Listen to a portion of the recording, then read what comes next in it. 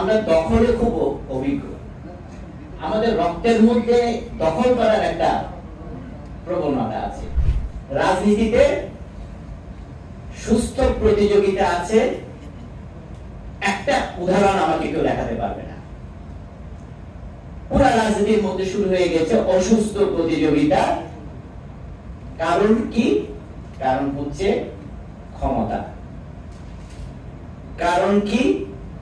অর্থ। কারণ কি? লোভ। আমি যদি আমার তৃণমূল পর্যায় থেকে শুরু করে বিভিন্ন জায়গায় যদি আমি আমার রাজনৈতিক কর্মীদেরকে জিজ্ঞাসা করি যে তোমার আদর্শটা কি, আসলে কি বুঝো, 99% গুড আনসার। কি বুঝে আমি জানি না।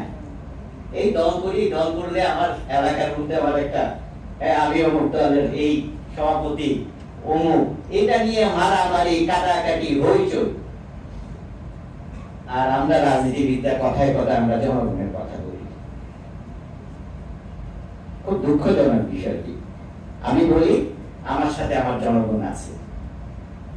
এখানে একটা জরিপ করা হয়েছে, এই জরিপে যদি দেখি, আমার কথা একটু এলোমেলো হয়ে যাবে, আমি আমার ইতিহাসের শ্রদ্ধেয় শিক্ষকের একটু দৃষ্টি আকর্ষণ করবো যে দেখেন, ব্রিটিশরা তাদের সাম্রাজ্য সারা পৃথিবীতেই তাদের সাম্রাজ্য হচ্ছে।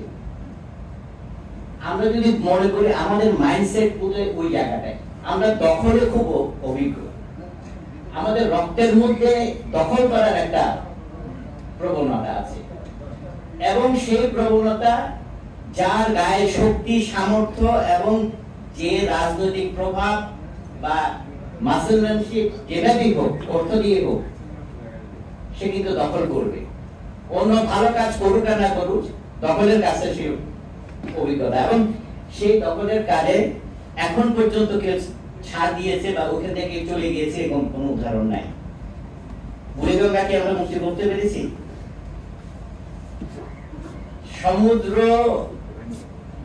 অসীম, আল্লাহ এখানে আমাদের জন্য অসীম জিনিস দিয়ে রেখেছে। এখানে কি আছে এখনো আমরা ধারে কাছেও জানি না, আমরা হয়তো 10% জানি না, কথার কথা। কিন্তু এই সমুদ্র দিয়ে কিন্তু আমরা পৃথিবীতে একটা মানে কক্সবাজার না, শুধু বাংলাদেশ না, আমাদের মনে হয় আমাদের এশিয়ার যে আমাদের ফখরুল সাহেব, আমাদের শ্রদ্ধেয় শিক্ষক, উনি আমার খুব প্রিয় ভাজন এবং স্নেহস্পদ ব্যক্তি, উনি যে কথাটা বললো, আমরা কিন্তু এভাবে চিন্তা করতে পারি। আমাদের সমস্ত চিন্তার মধ্যে আমরা তাৎক্ষণিক আমাদের প্রাপ্তির কথা চিন্তা করি, আমাদের নিজস্ব জ্ঞানের কথা চিন্তা করি।